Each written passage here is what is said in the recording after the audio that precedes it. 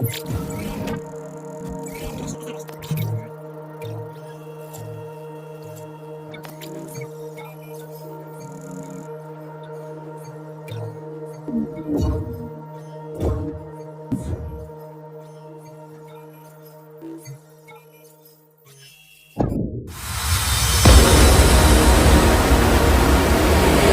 and gentlemen, may I have your attention, please? The show starts in 10, 9, 8, 7, 6, 5, 4, 3, 2, 1. The period of the New Society started on September 21, 1972. Almost all themes in most writings deal with the development or progress of the country, like the Green Revolution, family planning, proper nutrition, environment, drug addiction, and pollution. The New Society tried to stop pornography, thus writing giving bad influences on the moral of the people, and all school newspaper were temporarily stopped and so with school organization. The Ministry of Public Affairs supervised the newspapers, books, and other publications. The government took part in reviving old plays like the Sinacolo, the Zarzuela, and the Embayoca of the Muslims, the cultural center of the Philippines, the folk arts theater, and even the old Metropolitan Theater were rebuilt in order to have place for these plays.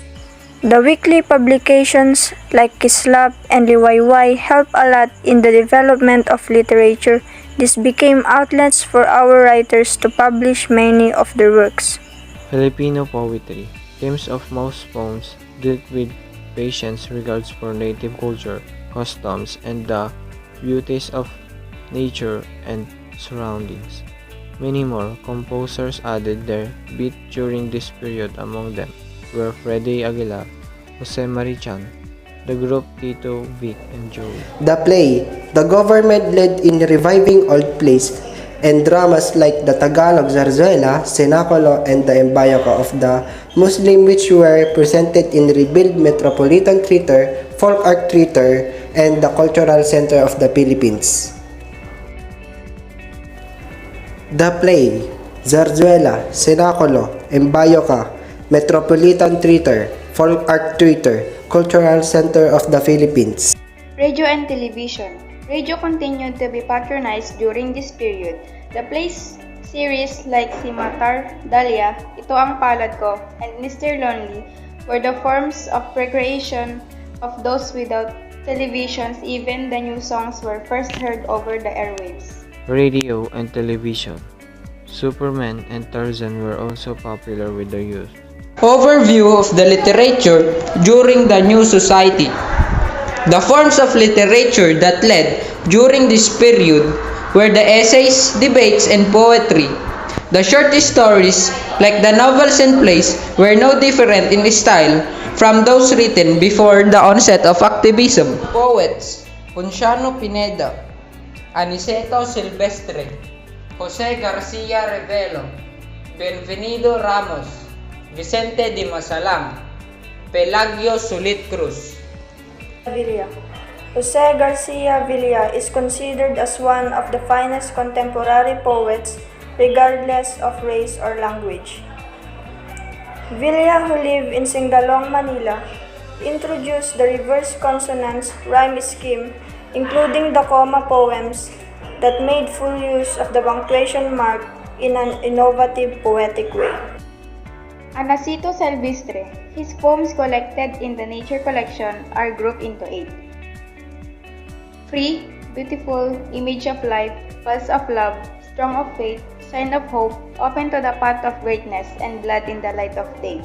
The honor achieved by him in writing poetry are 4 first prizes before the war, a 3rd prize during the Commonwealth government, a 2nd prize 10th year of the Republic of the Philippines, and the 1st prize in the Palanca Memorial Awards of Literature in 1969. Ponciano B. Peralta Pineda is a Filipino writer, teacher, linguist, and lawyer.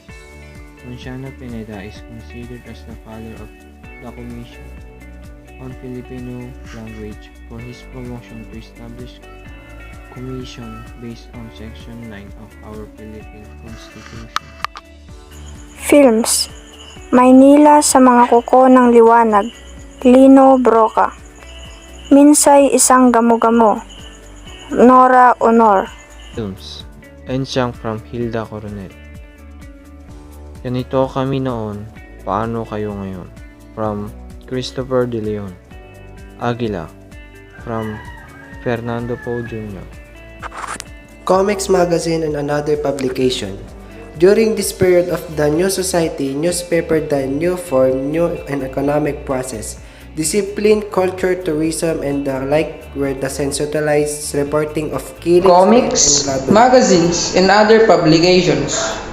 Liwayway was the leading magazine. The Palangka Awards, established in 1950, continued to give honor to great writers. Literatures during the period of the New Society. Some winners in the Palangka Awards. Short story. Spots on Their Wings and Other Stories. From Antonio Enriquez. The Cries of Children on an April Afternoon in the year 1957. From Gregorio C. Brillantes. The Day of Lucos from Leoncio P. Derrida. Romance and Fate on Mount Banahaw from Alfred A. Yuson. Play. The Heart of Emptiness is Back by Ricardo Demetilo. A Life in the Slums by Rolando Estino. Aftercare by Juan H. Alegre. Dulce Extranjera by Wilfredo D. Nolede. Go Rider by Azucena Crajo. Password by Paul Stephen Lim. Nakasaan niyo lahat? Apostoles mo at mga alagad. Kami sa iyong doktrina. Bakit di mga alaga?